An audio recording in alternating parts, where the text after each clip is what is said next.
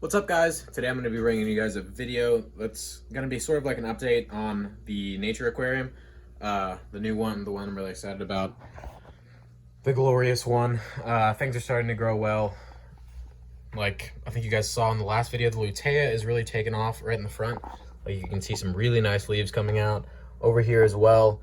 Everything is starting to grow back. I was really worried about the Cryptocorin costata, but the costata you can see right there, like right, man, I'm gonna use a chopstick. All right, this is gonna be perfect.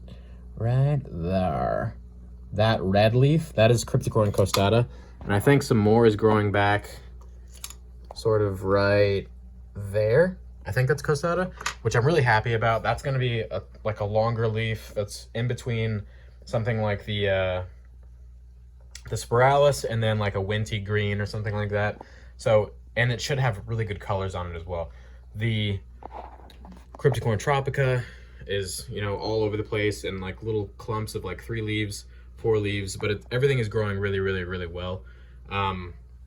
The Java ferns are throwing off new leaves, so everything's super healthy so far. There's still no fish in the tank or anything like that.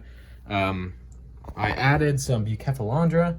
Here's one nestled in there really nicely, but some of it didn't hold.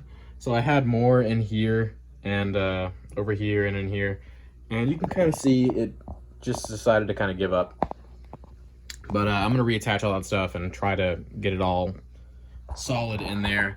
The other thing you probably just noticed right there was that heater. I'm not keeping that. I just needed to get the temperatures up in this tank. It's warm now. It's like 78 probably in here. I was planning on doing discus. I don't think I'm doing discus. I'm really upset about it. I just don't think it's the right aquascape. It's not big enough. I could do a pair, but I'm worried about the scale of the actual aquascape. I think two big, 5-inch discus swimming around in here, they would be okay water quality wise, but it's going to be a little bit cramped, and they're just going to dwarf the aquascape, and it's just not going to be as good. So I think the best thing I can do right now is nanos. The nano fish is basically the plan. Not exactly sure what yet, but I'm going to start off today by adding some shrimp and adding some otocinclus. So I've got a bunch of stuff in here. So you can see some amino shrimp fighting. I don't think I'm going to use those in here just because they're big and I really don't know what I want to do with them yet. But all the red cherry shrimp, I don't know what my camera just did there. That was kind of weird. All the red cherry shrimp are in here. They've darkened up quite a bit. I was hoping it would be easier to cull them. Look at that tiny little baby. So small. So tiny. So cool. Sorry. But like I've mentioned before, when you put shrimp on black substrates or just dark substrates, they color up really well. So these same shrimp could be on a white sand substrate and be really kind of bleached out and they wouldn't look as good. But as you can see, these all have, for the most part, very solid dark colors. Their legs are very dark. They just look amazing. So it's going to be hard to find some bad ones in here. There's plenty of males that aren't super colorful, but that's normal for males. Like, there was one female, like, check out that male. He's kind of mottled. There's a female in here somewhere. Let me see if I can find her real quick. She is kind of ugly, so she'll most likely be going in the other tank. She's already saddled. My bad. She's saddled, so that'll help seed the other tank with shrimp. Hopefully they breed in there. Hopefully we get a nice little colony. This is the one I was looking for, right there. That is a Riley shrimp. So I had Rileys a long time ago, and they kind of interbred. I thought they were out of the gene pool, but she's still in here, so she'll be coming out. She's buried, so there should be new shrimp in that tank very soon. Other than that, we're going to be taking all the otocinclus out of this tank. They're all hiding right now, it appears. There's some back there, but we're going to have to drain this tank and to catch them, basically. There's one of them darting around. I've always loved otocinclus. They're one of my favorite fish. I don't know why. They're kind of boring. Also, really cool little thing. I don't know if you guys can see that, but a while ago, I had a bunch of Corridorus Adolphoi. They bred, and one of the fry lived. So that's kind of cool. I really hope at some point I'll get a chance to get more of those guys and try to breed them again, but I'm just really excited to see this little guy trucking on. But yeah, so I'm gonna go ahead and scoop out some of the ugly guys in here and drain this tank so I can get the autos, and we'll get those guys acclimated.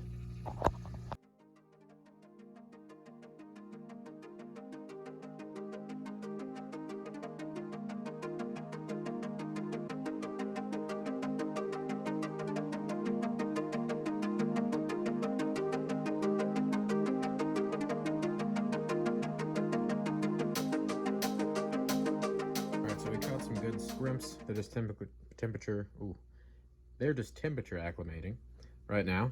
This cup's super dirty. You're not really going to be able to see what's going on, but I caught that one female that was buried. I caught the other one that was saddled, and then I caught two more male Riley shrimp, or Riley shrimp, or whatever they're called, and then just some lower quality shrimp that I found in there. So I'm gonna get these guys temperature acclimated, maybe dump a little bit of the tank water in their little cup, and then I'll dump these guys in and start working on the autos. That's gonna be fun because I have to drain the whole tank. All right, so these guys are ready to go in. I'm gonna go with the old school way of dumping these guys into a net instead of just pouring them into the tank. This cup has some duckweed on it, so I'm just trying to avoid getting that into the tank at all costs. So here we go. Here come the shrimps.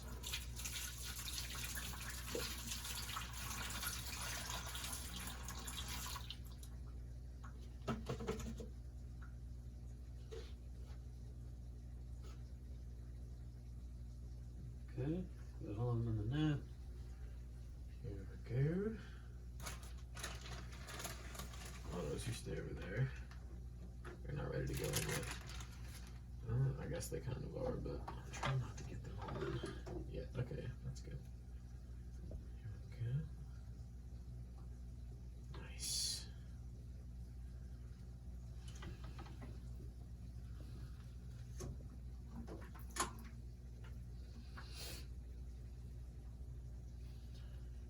Alright, and for the otocinclus, they kind of get stuck in nets, so I'm not really sure how I'm going to do this. I might just do one by one with my hand. Literally just grab them out of there. Okay, let's see if this works.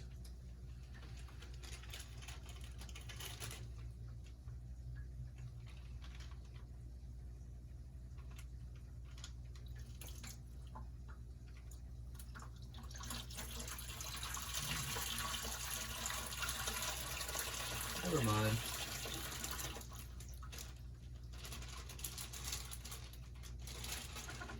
Ooh, yikes. Okay, come on, guys. Don't make this difficult. Yeah, so we got one stuck on the net. There we go. Yep, and one got out of the net and into the bucket. Okay. Catch this guy real quick. Come on, buddy. There we go. Here we go. You're free. Look at that. All right. That's that. Sweet.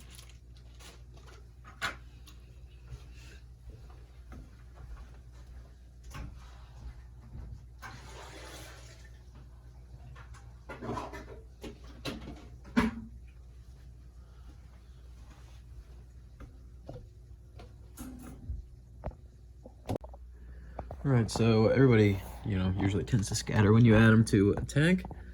There's one auto on the glass right now. Everybody else is, in the dense foliage. There's one right there. Little guy right there. The shrimp are going around munching on stuff, I think. I saw one on some of the plants earlier, but yeah, not really super active. It's not the kind of fish that are gonna zoom around and be super exciting. But yeah, those are the first shrimp going, or the first fish and shrimp going in.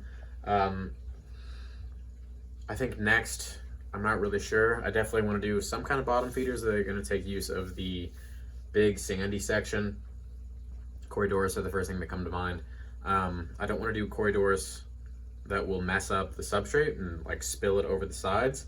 I guess since it's well divided, actually, like there's a big wall. I guess it would be easier to clean up, but I'm hoping that I can get something that doesn't disturb the soil too much. And that's why I'm not leaning toward certain dwarf cichlids and geophagus. But I'm excited about the nanos that we're gonna put in here. Don't know what it is exactly yet, but we'll figure it out. But yeah, that's the video for today. Thank you guys so much for watching. Don't forget to like and subscribe, and hopefully I'll see you guys next time.